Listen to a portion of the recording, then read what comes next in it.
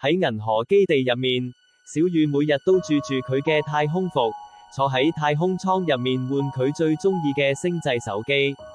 窗外面，閃閃星星同五顏六色嘅星球陪住佢一齊冒險。突然之間，太空通訊熒幕亮起，媽媽嘅樣出現咗，溫柔又有啲擔心咁講：小雨，太空船嘅能量快用晒啦。小雨即刻開咗個虛擬會議，媽媽喺地球，佢喺太空，兩個人一齊望住星圖同任務表，認真咁傾偈，點樣可以又玩得開心，又唔會冇電呢？最後，小雨喺星際平板上面簽咗名，條款寫住，每日只可以用30分鐘完成任務先至可以玩。佢正式成為一位自律嘅星際太空人。之後，小雨開始做任務，修理太空船，幫助外星人完成太空作業。做完晒，佢先開心咁換返少少手機，太空船嘅能量都保持得好好。每次用完手機，小雨都會同媽媽一齊做宇宙眼睛放鬆操，望住漂浮嘅星星，眼睛都變得閃閃發亮。而家，小雨發現，原來宇宙入面仲有好多比手機更精彩嘅冒險。佢跳過一個又一個星球，識咗好多外星朋友，手機就乖乖咁放喺太空包入面啦。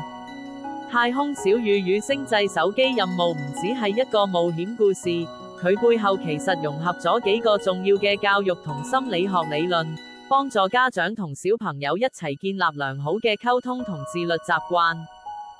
喺故事入面，媽媽冇鬧小雨，亦冇用懲罰，而係好似銀河外交官咁，邀請佢一齊制定星際手機使用協議。呢種方式令小朋友感受到被尊重，更加願意合作。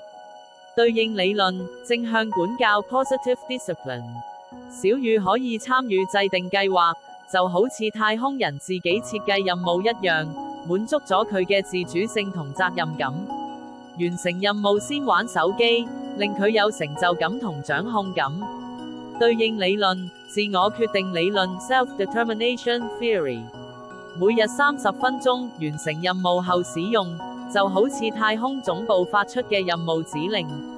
清晰嘅規則，幫助小朋友知道幾時可以玩，減少衝突。對應理論，行為契約 behavior contracting， 媽媽同小雨一齊做眼睛操，一齊討論任務，就好似太空人同教官一齊訓練。小朋友透過模仿，學識點樣自律同照顧自己。對應理論，社會學習理論 social learning theory， 小雨學識咗先完成任務再玩手機，就好似太空人要先完成維修、導航等工作，先可以休息。呢種等待同自我控制，對未來學習好有幫助。對應理論，延遲滿足 delayed gratification。喺星際旅程嘅尾聲，小雨唔單止學識咗點樣用手機，更學識咗點樣照顧自己，尊重規則，同媽媽一齊做決定。原來真正嘅太空人唔只要識得冒險，仲要識得自律同合作。而你呢？你又準備好成為下一位星際自律小隊員未呢？記住，手機係工具，但你嘅想像力先係宇宙最強大嘅能量。